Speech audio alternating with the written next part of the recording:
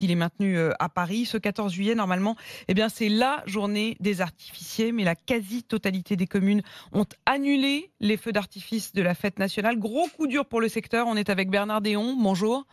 Bonjour. Bonjour, vous êtes le président national du syndicat de la pyrotechnie, du spectacle, du divertissement. Vous dirigez une entreprise, Eurobengale, c'est dans les Ardennes.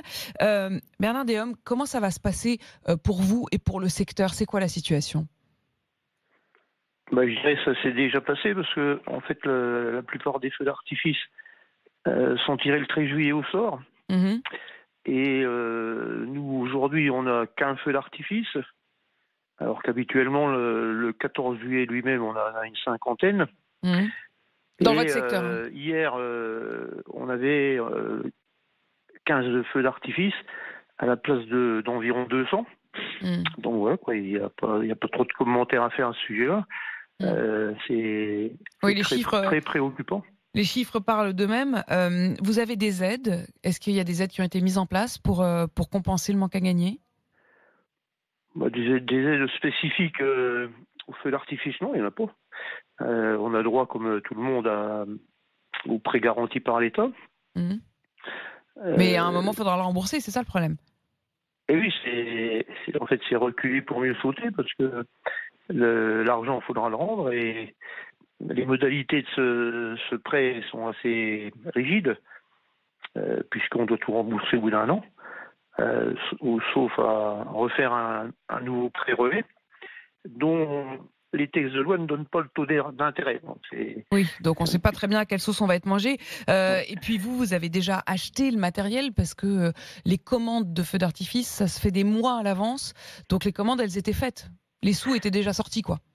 Voilà, donc on achète en général nos produits à l'automne pour être livrés au printemps. Mm. Là, ça tout a été décalé à cause de l'épidémie déjà en Chine et ensuite dans le monde entier. Et effectivement, on consacre traditionnellement la trésorerie, une grosse partie de la trésorerie à recomposer les stocks. Mm. Euh, euh, dans Et, l'année et là, vous vous dans l'année retrouvez qui suit. effectivement avec des stocks qui seront pas utilisés, quoi.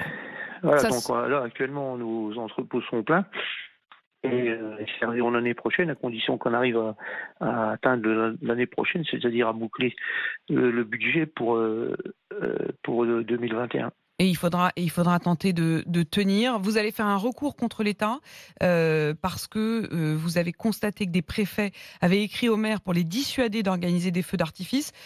Vous estimez que c'était pas leur rôle ou qu'ils ont une responsabilité du coup? Qui conseille au maire de prendre conscience que le rassemblement de personnes peut euh, être maléfique pour l'épidémie. Bon, ça, je le conçois. Mais l'acharnement que les préfectures ont mis presque à imposer, ou en tout cas à faire peur aux maires pour qu'ils annulent le feu d'artifice, je trouve que c'est abusif. Hein.